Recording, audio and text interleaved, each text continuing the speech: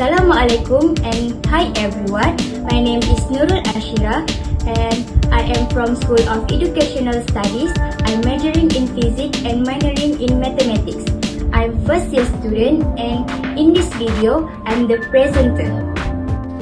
Assalamualaikum and hi everyone. My name is Nurul and Binti Abdul Nasir. I'm from School of Educational Studies, majoring in Physics, minor Maths. I'm the first year student. My role in this video is the editor.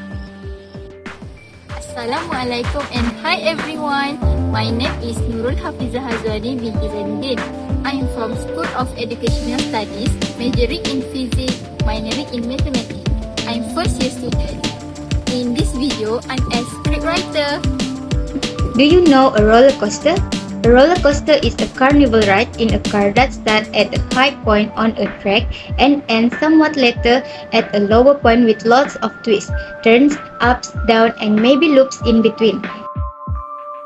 An electromagnetic roller coaster launch is a system that, using electrically induced magnetic fields, propels roller coaster trains forward and slow down the train, depending on the types of launch.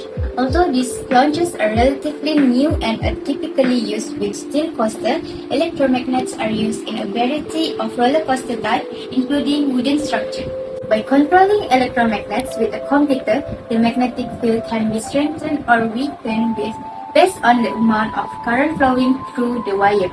But the strength of the magnetic field induced by the current reaches maximum once all the poles are aligned. So, how does electromagnetic roller coaster launch system works?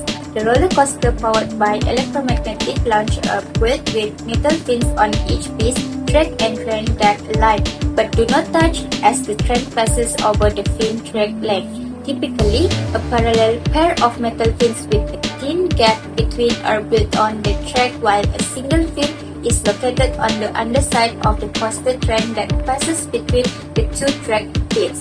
The track fins are primarily at points in the ride that require acceleration or deceleration. As the roller coaster train passes above the track fins, the strong magnetic fields propel the train forward at high and gradually increasing speeds. The specific process by which magnetic fields are generated between the fins and accelerate the coaster are specific to each type, LSM or limb, and are described in detail after this. There are two types of magnetic launch, which is linear synchronous motor LSM and linear induction motor LIM. In an LSM system, the traveling field pushes against a similar sine wave field generated by permanent magnets fixed on the vehicles. If the field speed is matched with the vehicle speeds and the two fields are aligned properly, a force is produced between the fields that move the vehicles. In a LIM system, the vehicle contains a series of conductors, generally a copper or aluminum plate. As the traveling field sweeps across the conductor, a change in magnetic potential generates a current flow in the conductor. The conductor must be traveling at less than the traveling field speed, or there is no change in potential due to field movement and no plate currents or force slip along the rotor. In practical terms, LIM systems are less complex to control, need less feedback and power conditioning equipment, and can produce higher peak forces. LSM systems are significantly more efficient, smaller, and use less real power and current. Both LIMs and LSM use some sort of motor to generate a magnetic field. In both cases, the train has some sort of plate for the magnetic field to attract and or repel. For as long as roller coasters have existed, they have needed some form of braking to stop the train. The evolution of this braking system is first by using a brakeman, then followed by skid brakes, friction brakes, and currently magnetic brake. This kind of brake is designed to not use friction but rely on the properties of magnetic fields to slow down roller coaster trains. A metal fin is placed on the roller coaster's track, slide between a pair of permanent magnets placed on the underside of track. As the fin slides between the permanent magnets, it generates its magnetic field that opposes the magnetic field of the permanent magnets.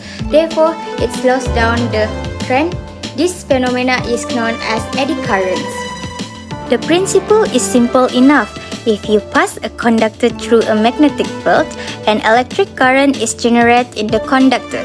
That current creates its own magnetic field which interacts with the original field and ultimately has the effect of resisting the motion of the conductor through the field. In other words, you will get a braking action. It's especially attractive for use on roller coaster and other amusement rides because the amount of braking force is proportional to the difference in velocity between the magnetic field and the conductor. So, rapid motion creates a high braking force, which diminishes to zero when the motion stops. This is the drawback of magnetic brakes. They can't stop a train completely. As a result, magnetic brakes are often found in front of friction brakes or other methods of stopping a train completely. Magnetic brakes can come in two forms, adjustable or fixed.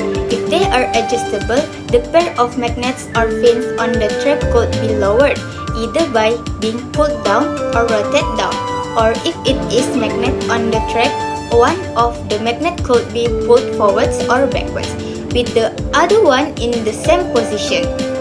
Did you know that Millennium Force was one of the first coasters to use this technology? Magnets on their own can stop trains, so Millennium Force and in fact most modern incoming roller coaster use friction wheels to stop the train. Now, you know why roller coaster brakes are fail-safe? Magnetic brakes require no power, are frictionless and provide more braking force the faster a train goes. Friction brakes, which are in braking position by default, are extremely effective and can stop the train completely.